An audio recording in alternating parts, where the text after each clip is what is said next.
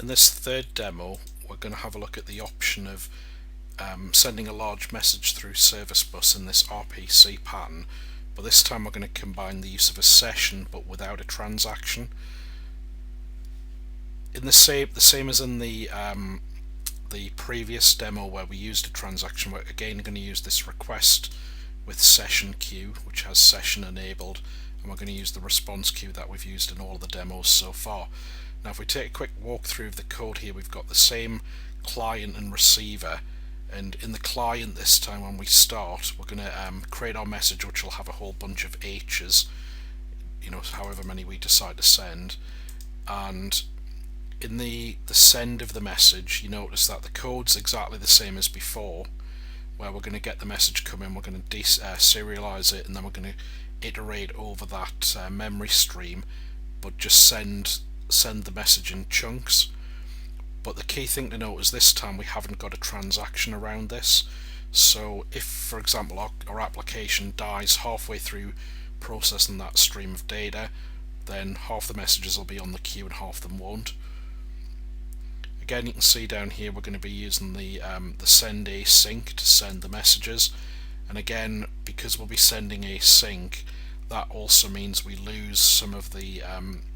like FIFO capabilities, so we can't guarantee message order here, and that means that these message number and total messages properties become even more important than previously. We need to make sure these are on so we can stitch the messages back together in the right order. Again, like previously,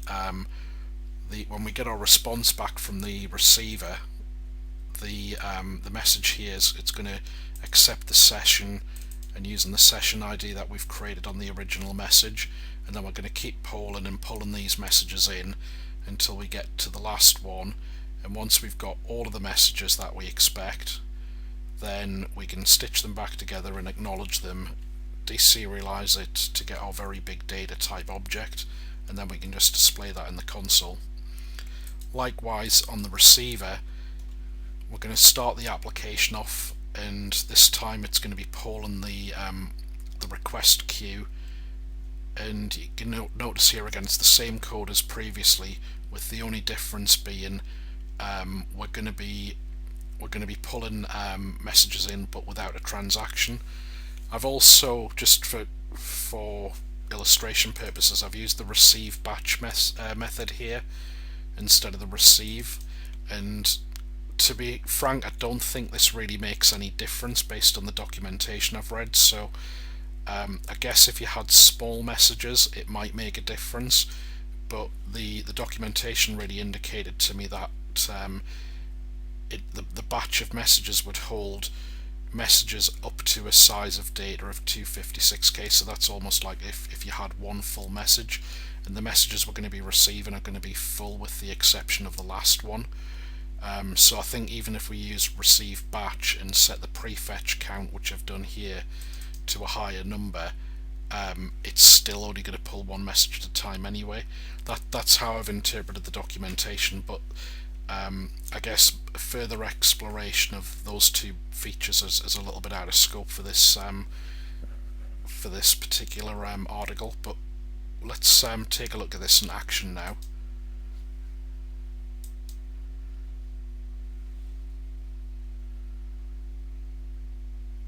So we've got our our receiver window here in green, our client window in blue, and if we send a message, we can see we've gone through, we've done 49 messages, we've got our response, our data came through in the receiver, and as we scroll down we can see it started sending responses back as well, and the receiver, the original client got its response data back, and that was a fairly small amount of data because we only went to 49 messages. But if we take a look at what happens, before once we broke 100, we kind of bombed out. Well, let's send a much bigger amount of data, send 5 million characters now, and let's take a look at what happens.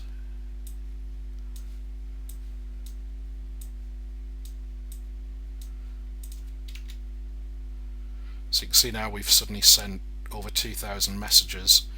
and you can see these processing through, they weren't really in order, because you can see early on we pulled in those really high numbered messages, then we went back in what seems like an order now, and it's slowly working through these messages. And once it's pulled all of the messages from the queue, it'll stitch them all together to create the response object, and then push that data back through the response queue.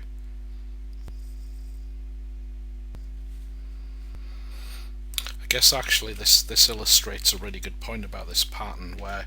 suddenly here we've got an error, and that's going to be on the sending side, and if we go and have a look, you can see there's a communication error with service bus, and now that illustrates exactly one of the problems with this pattern. And I'm not necessarily going to run it right through to show it end to end now, because you could see the messages flowing through, and maybe for that size of data RPC is not the best example anyway. But the key thing here is that now that I've kind of blown the I've kind of received some of the messages, but suddenly the client's not necessarily committed all of them. The question becomes, well, what do I do now? Because if I look here, the client's got so many, the receiver's processed so many, but the client hasn't necessarily sent them all. So what does the receiver do? If it can't reconstitute the original data object, does it just discard the data? Does it log an error? Does it save it somewhere? How's the client going to know to resend the data? And there's a whole bunch of considerations come up, which I'll discuss in the article. But you can see here it is possible to send a much larger message and have it sort of build back up on the other side of the wire, but that there's a big trade-off to be able to do that, and a question on how you would manage the sort of non-functional scenarios around that.